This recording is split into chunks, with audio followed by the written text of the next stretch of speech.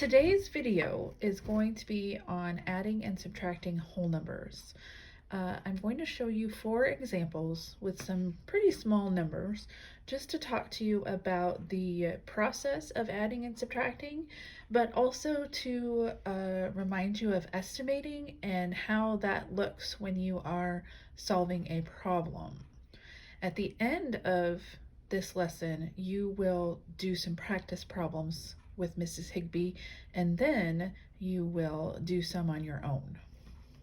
So, the first problem we're going to talk about is 179 plus 277.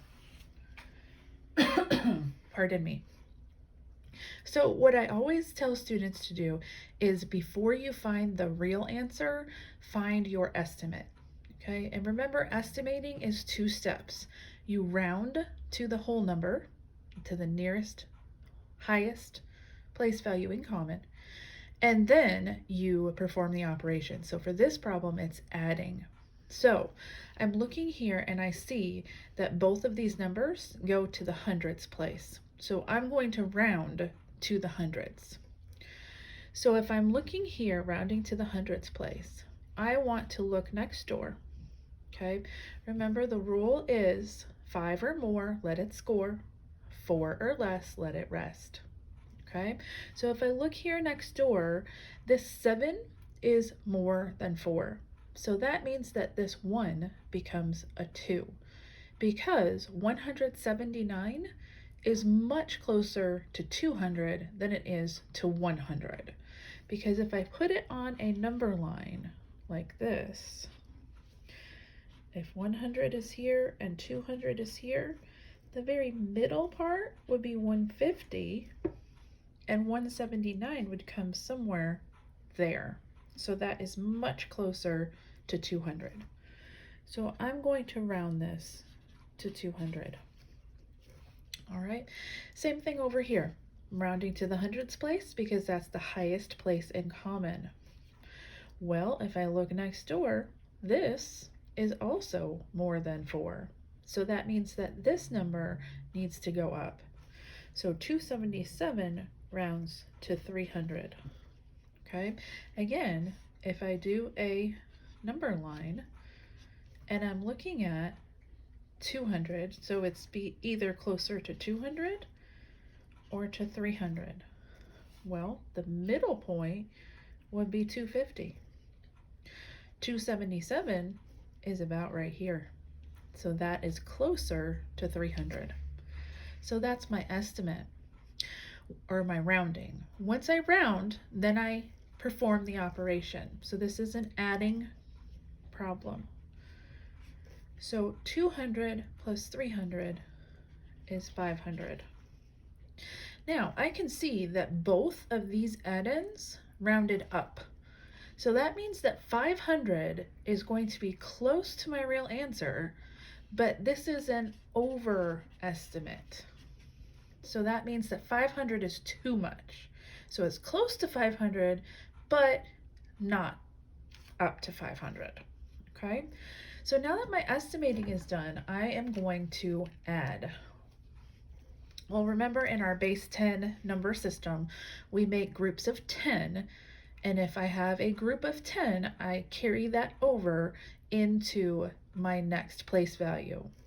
So if I'm looking at 9 plus 7, I know that 9 plus 7 is 16. Well, 16 is 6 ones and then a group of 10. So that one group of 10 goes over into the tens place. Now I have 7 tens plus 7 tens plus 1 10. Well, 7 and 7 is 14, plus 1 is 15. That means I have 15 tens. 5 of those tens will stay here, and that other group, those 10 tens, come over here into the hundredths because 10 times 10 is 100. All right, so now I have 200 plus 100 plus 100. Well, 2 plus 1 is 3, plus 1 is 4. Now, here's the really cool part about estimating, and this is why I will have you estimate every operation you do this year. If you are estimating correctly, that is your double checking that you got the answer correct. Okay, so we said over here that our estimate was 500. Is 456 close to 500? Absolutely, because if I did a number line and I put 400 here and 500 here, well, 450 is right in the middle. 456 would be about right there, wouldn't it? Okay, so it's close to 500, absolutely. Okay, also we said that 500 was an overestimate, meaning 500 was more than 456. Well, that is correct. 500 is more than 456. So estimating helps you know whether you got the answer correct. Now, it doesn't tell me 100%, because what if I messed up over here and I said 9 plus 7 was 15? Well, then this answer would end up being 455, and that's close. That follows what we did with our estimating. So it's not 100%. If you really want to know 100% of whether you got your answer correct or not, you have to do the inverse operation. I'm going to move my paper over. Inverse operation. Inverse means opposite. So addition and subtraction are inverse. Multiplication and division are inverse. So what I can do over here is I can take my sum of 456 and I can subtract 277. And if I got 179, then I got that answer correct. So I'm going to do that. 456 minus well, I could do minus 177 and then I could get this answer. Let me say that again. So if I do 456 and I take away 179, I should get this. So I can do it that way as well. Okay, I can do either one. 456 minus 277 gets me this, or 456 minus 179 gets me this. So I'm going to do that second one. Okay, I know that I cannot take 9 from 6. That's not enough. So I go next door and I borrow a 10, which makes this 16. 16 minus 9 is 7. I cannot do 4 10s minus 7 10s. So I go next door and I borrow 100. Now I have 14 10s minus 7 10s is 7. And 3 minus 1 is 2. So we do have this number. So that right there is a way to see that I have the correct answer. Okay? So now I'm going to do another example for you. I'm going to go a little bit quicker on this one. All right, so I first want to estimate. Well, I'm looking at these place values, and the highest place value they have in common is the tens. So I'm going to round to the tens place. Well, the 7, if I look next door, it needs to go to an 8. Okay, 5 or more, let it score. 4 or less, let it rest. So this is going to be rounded to 580.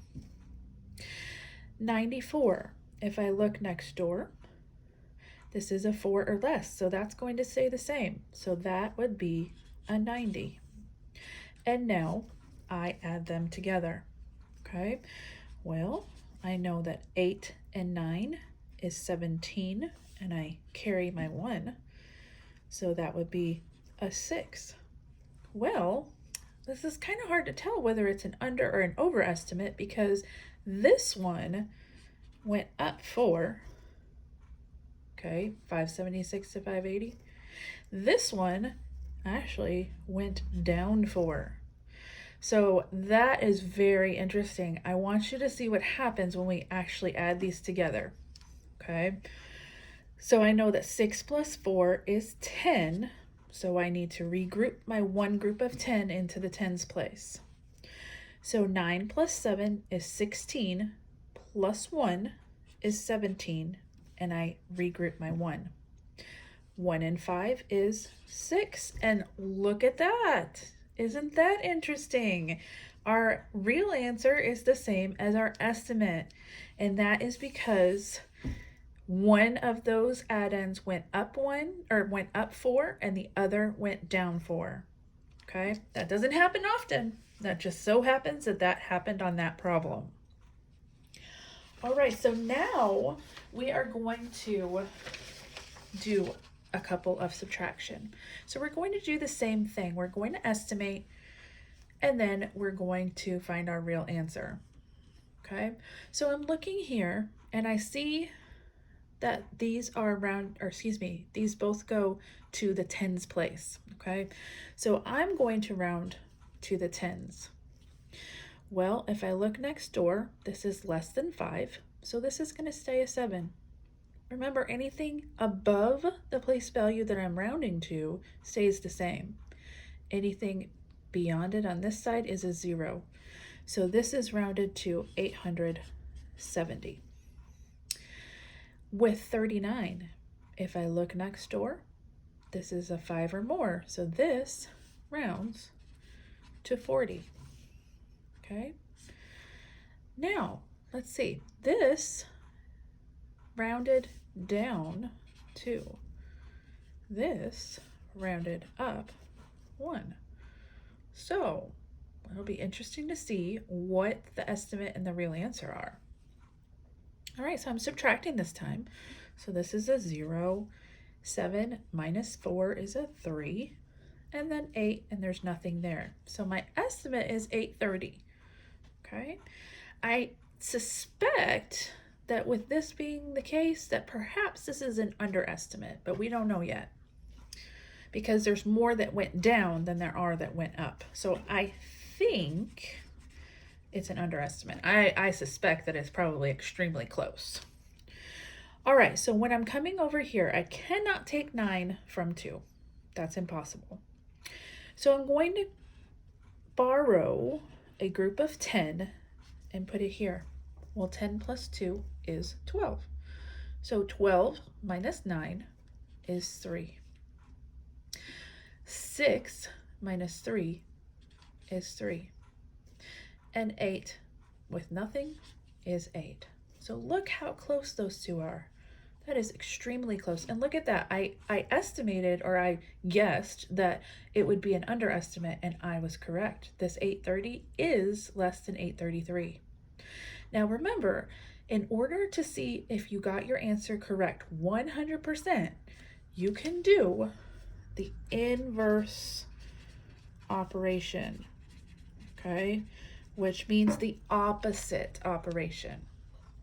So the opposite of subtraction is addition. So if I take 833 and I add 39, I should get 872, which is what we started with. So 3 plus 9 is 12. So I keep my 2 and I carry my 10. 3 tens plus 3 tens plus 1 10 is 7 tens. And then 8 is by itself. So we got the same answer. So that is the correct answer. You guys are doing great. We have one more that I want to go through with you. Okay, so we have 238 minus 47. We are going to round. And again, I see that the highest place value they have in common is 10.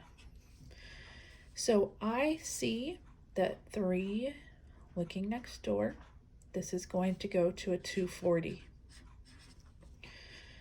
And I see that 4, looking next door, that's going to go to a 50. Okay, now this went up 2, and this went up 3, making this an overestimate.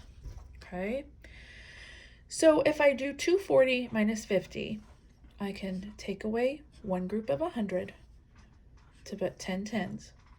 14 tens minus 5 tens is 9 tens, and then there's 1 left.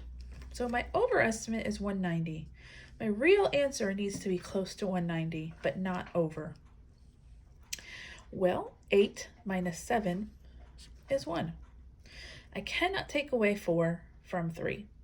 So I have to borrow 100 to give myself 10 tens. Well, 13 tens minus 4 tens is 9 tens. And 1 left over. Well, look at that. Look how close that is. Okay, this is why I love estimating so much, because it's very easy for me to see whether my answer is close.